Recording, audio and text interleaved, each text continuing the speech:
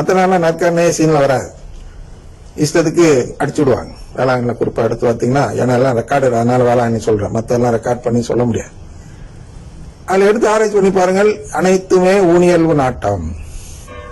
அப்ப இந்த ஊனியல்பு நாட்டத்தை வளர்க்கக்கூடிய குருக்கள் நம்மை வழி நடத்தினால் என்ன நடக்கும்? இந்த நல்ல தங்கால் குருக்கள் அப்படி சொல்லலாம். நல்ல தங்கால் என்ன, எல்லா பிள்ளைகளையும் கட்டாயப்படுத்தி கிணத்துக்குள்ள தள்ளக்கூடிய குருக்கள்.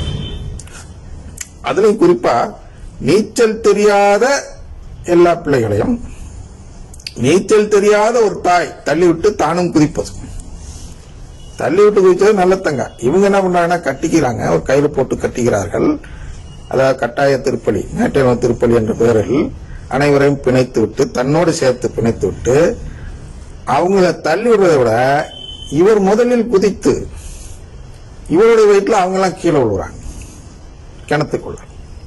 அது போன்ற ஒரு செயல் தான் நடக்கிறது. ஒவ்வொரு திருப்பலியிலும், ஒவ்வொரு ஞாயிறு திருப்பலியிலும் அவர்கள் அருங்குடை பாடல் பாடும் பொழுதும், பிரேஸ் தி லார்ட் சொல்லும் பொழுதும் மக்களுடைய நம்பிக்கையை எடுத்துவிட்டு அவர்களை தள்ளி விடுகிறார்கள்.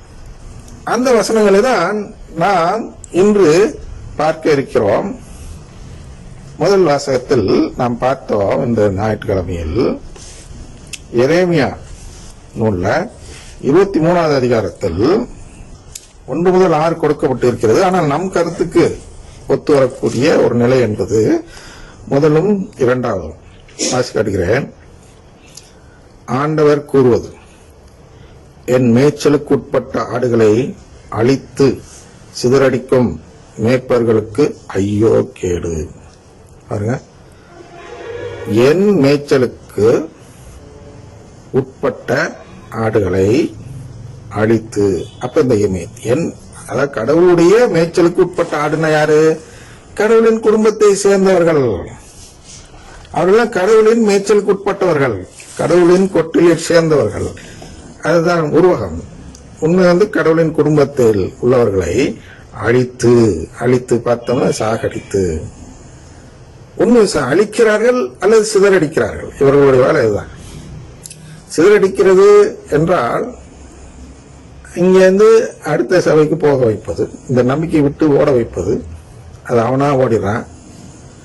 அழித்துனா அவன் ஓடுறானாலே இவங்களே அவங்கள அழிச்சிருது. கட்டாயப்படுத்தி நீ சொல்லு பிரேசல, நீ பாடு அருங்குடை இயக்க பாடல் அப்படின்னா, நீ நம்பிக்கையை கைவிட்டு விடு. நம்பிக்கையை கைவிட்டானால் மட்டும்தான் இது ரெண்டையும் செய்ய முடியும். அவன் என்னைக்கு நம்பிக்கையை கைவிடுகிறானோ அன்னைக்கு அழிந்து விடுகிறான். திருப்பி அங்கதான் போகணும். அழிவு எங்க போகணும்? இந்த அழித்து என்பதற்கு 2 தெசலோனிக்கர் 2ல 10வது வசனத்தை பார்த்தால் தெரியும். அழிந்து போகிறவர்களை முற்றிலும் ஏமாற்றி தீங்கிழைப்பான், ஏனெனில் அவர்கள் தங்களை மீட்க வல்ல உண்மையின் பால் ஆர்வம் காட்ட மறுத்தனர்.